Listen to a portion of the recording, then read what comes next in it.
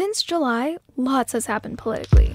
Gunfire erupted at a Donald Trump rally in Butler, Pennsylvania on Saturday. Nothing can come in the way of saving our democracy. That includes personal ambition. And it is my great honor to have Joe Biden's endorsement in this race. But through a new Democratic candidate, raucous Democratic National Convention, and 2 separate assassination attempts on a former president, one thing has remained a constant: protests. No peace on stolen land! No peace on stolen land! Israel bombs U.S. On October 7, 2023, Hamas militants launched an attack on Israel, killing an estimated 1,200 people and taking around 250 people hostage. It represents the biggest loss of life in a single day in Israeli history. As Israel responded with months of military offenses in Gaza, the Palestinian death toll rose to the tens of thousands. And college students on university campuses across the country took to the streets to protest. I don't know how people can see it every day on TikTok and not do things like this. Over the summer, the protests moved off campus. The sounds you hear in the background are from a protest the day before the start of the DNC. This and other protests like it have started a new generation's journey of defining what free speech means to them, and what limits they think should apply to it. This is What the Vote, a podcast about the issues that are important to Gen Z voters this election. I'm Kalloli Bhatt. From social media to campus protests, Gen Z has more options than ever before for expressing their political viewpoints. So, how do they understand the right to free speech and its limits? I think free speech means having the ability to express yourself and to advocate for ideas and for change where you see fit. Being able to freely express my opinions without backlash or retaliation. Not just express, but also live your truth that you experience. The right to protest or to challenge your government or to speak out on issues that are important to you. I think social media and protests are the biggest forms of free speech that I've seen in Gen Z, but I think they're doing it in ways to make it their own and creative ways, which is fun to see. That's Yari Wilson. She's an associate attorney at Romano Law. She's seen Gen Z interact the most with important political issues like debates and Supreme Court decisions through memes on social media. She's also seen how social media backlash has the potential to stifle some opinions. I think it's definitely shaped Gen Z to be more vocal in some senses, but also in some ways not as vocal. The Gen Z-specific ways of protest have definitely gotten the attention of others. Some protests over the Israel-Hamas conflict in Gaza have gotten significant national coverage, like the one at the University of Michigan. If we don't get it, shut it down! If we don't get it. Others, such as the encampment at Western Michigan University, haven't. In our thousands, in our millions. We are all Palestinians. Western's encampment was unique. It had the same tension between free speech and campus safety as its counterparts, but an overall recognition that conversation was key. That didn't mean that the road to dialogue was easy, though. Marissa Wagner is one of the Western Michigan University students who has been organizing protests, including the campus encampment this spring. We planned it within less than 48 hours because graduation was happening and we wanted to make sure we were there during graduation. In photos and videos provided by Wagner, you can see a few collapsible structures and tents, Palestinian flags with the words Free Palestine, and people of all ages. According to Wagner, WMU spokespeople approached the encampment with multiple unsigned letters, some lacking the university's letterhead. She says that made it difficult to trust if there was going to be follow-through on the actions proposed. The protesters' final interaction before taking the encampment down occurred with 3 campus safety officers and the Associate Vice President of Strategic Communications, Paula Davis. Here's a snippet of their interaction from a video provided by Wagner. 30 minutes to disassemble and remove the tents. Again, please feel free to stay and continue your demonstration.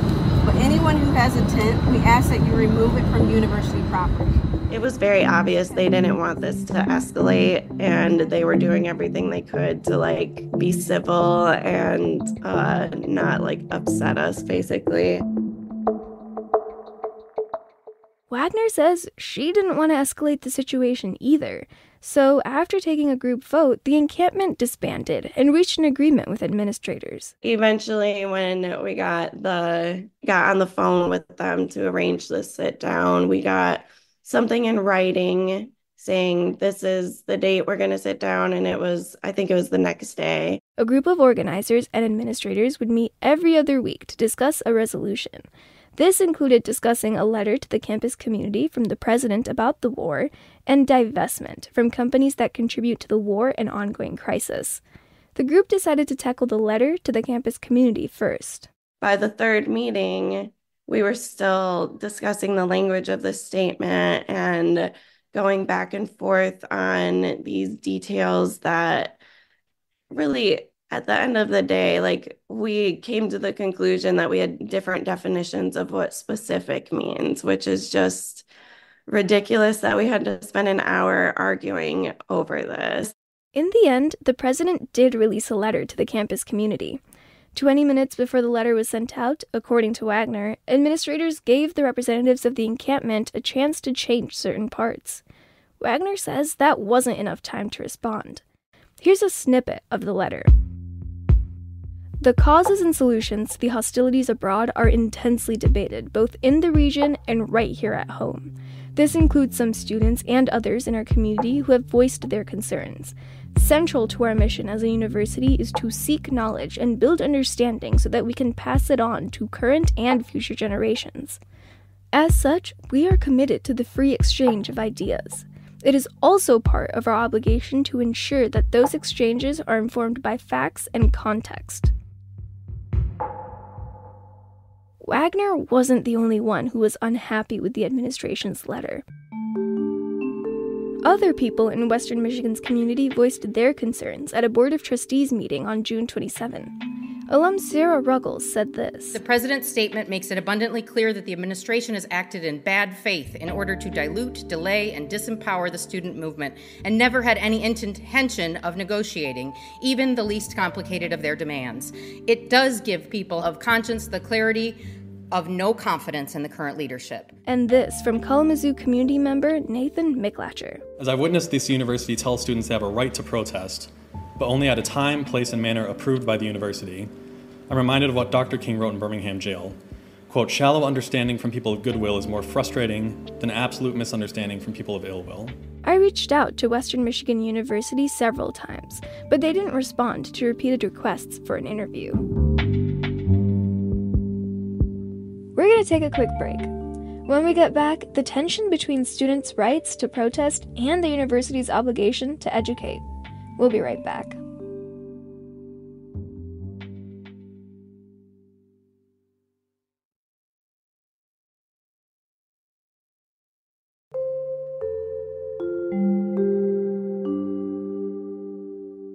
Scenes like this, with students and admin butting heads over free speech, happened across college campuses last school year. Many students felt that the dismantling of encampments stifled free speech. But Gen Z is not the first generation to test the limits of political speech on campus. And there are years of legal precedent that have helped shape universities' responses. It's important to note that time, place, and manner restrictions are legal. The government can reasonably restrict when, where, and how you practice your First Amendment rights, but cannot dictate up to a certain point what the content of the speech might be. This is known as content neutrality. Western Michigan University is a public university, which means its actions have to follow the rules for government entities. And it's this content neutrality that fueled much of the tension on college campuses earlier this year, including Western.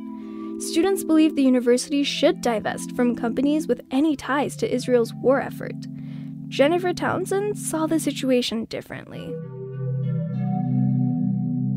As a fierce advocate and defender of free speech and viewpoint diversity on campus, I believe any university statement of any kind addressing any political situation is inappropriate and in fact may unintentionally hinder the speech of individuals both on campus and in the community who may disagree.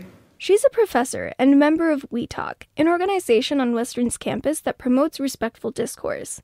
Here's what she said during that same Board of Trustees meeting. Furthermore, demands for divestment are demands for WMU to choose a side in a political conflict based on one group's point of view. She encouraged the university to adopt institutional neutrality and join the likes of Harvard, the University of Chicago, and others. And for those that believe this to be a humanitarian issue, Townsend asked whose morals should be the deciding factor. The purpose of the university is not to proclaim the truth of a situation. It is not to choose a side in a geopolitical event.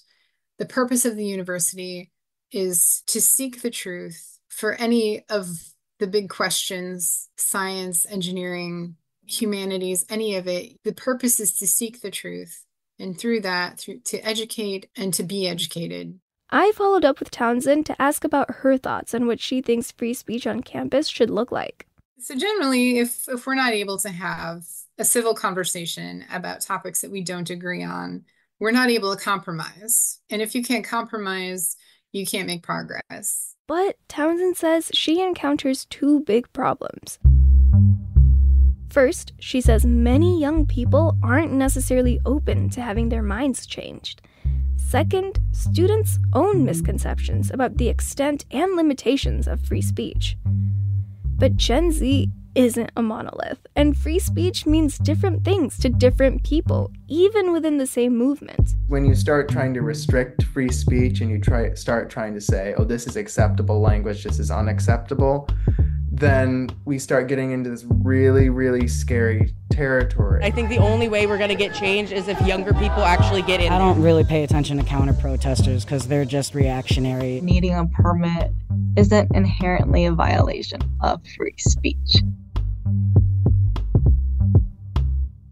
But a persistent concern I heard from experts on free speech is that Gen Z's conception of it only extends as far as their own opinion.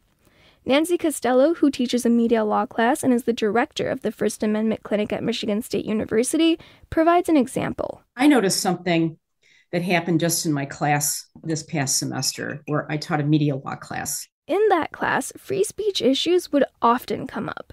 Costello recalls a specific conversation about Trump getting kicked off social media platforms after the Capitol riots on January 6, 2021.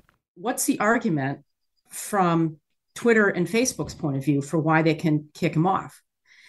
People were willing to step up in class and talk about the argument. And then I asked, now what's Trump's argument for why he shouldn't get kicked off? I could barely get people to participate in class and give me Trump's argument. Costello points out that she wasn't even asking her students for their opinions. They weren't voicing someone else's opinion because they perceived it as controversial. She found it alarming that these students were in a First Amendment class that they had elected to take. That means that free speech matters to them. And yet, even in a classroom, in an academic setting where there's a professor there who's going to protect your right to speak, they were afraid to speak. Afraid. How does a generation that's so outspoken with protests and social media suddenly become quiet? Yari Wilson from Romano Law offers an explanation. Sometimes maybe people aren't as vocal as they want to be because they're scared of getting that backlash on social media and getting those negative opinions because no one really wants to go viral for the wrong reasons. And she says for college administrators, limiting protest or speech on campus requires a bit of a tightrope walk as well. Universities are balancing backlash from those in and out of the campus community and their responsibility as an educational institution to foster open dialogue. Universities can't say, on the one hand, we're going to give you a liberal education and show you how to bring about change, but then we're not going to encourage you to exercise those skills and bring about change. The violence in Gaza after Hamas's attack last October has been a testing ground for free speech on campus, but it's not the first time this has happened. On strike, shut it down! Similar protests have taken place in many social movements. Think back to civil rights, Occupy Wall Street, apartheid, and other protests. Justice is our demand. Many young people protesting the current violence in Gaza hope to push for policy change on campus and beyond, like the movements before them. Western student Marissa Wagner remains hopeful by the number of students and younger people she sees. I think that younger people want more direct and impactful action. So, will the tension between colleges and protesting students be resolved by Gen Z? Probably not. But will their techniques be remembered and shape protests to come? Yes. While not just Gen Z, primary votes have pressured a campaign's actions in an election year. Kamala Harris's reception has been more positive and her stance on Israel and Palestine more nuanced. And if those protests translate into participation at the ballot box, Gen Z has the power to help determine the outcome of this election, especially with their vote. This is What the Vote. I'm Kalloli Bhatt. On our next episode, activists protesting the death and violence in Gaza over the past year pushed for President Joe Biden to drop out of the presidential race. And then he did. So, how does that change things for Arab American and Muslim voters who have been demanding a ceasefire? Ultimately, the question you're asking is what's going to happen come November 5th and when I walk into that voting booth. I don't know. I really don't know. Zina Issa explores the fraught decision many of those voters are facing this election. That episode drops this Thursday, October 24. What the Vote is a production of Stateside on Michigan Public. This episode was reported by me, Kalloli Bhatt. It was edited and mixed by April Van Buren. Brett Dahlberg fact-checked the episode. What the Vote's editors are Brett Dahlberg, Laura Weber-Davis, and April Van Buren. Other reporters on the project include Aaron Bush, Zina Issa, Ethan Myers, Adan Kwan, and Yesenia Zamora Cardoso. Thanks to Jody Westrick and Paulette Parker for their digital expertise, and thanks to you for listening. If you haven't already, make sure you subscribe wherever you listen, and while you're there, rate and review us. It really helps the pod. The final episode of What the Vote drops on October 24th. Don't miss it, and we'll see you then.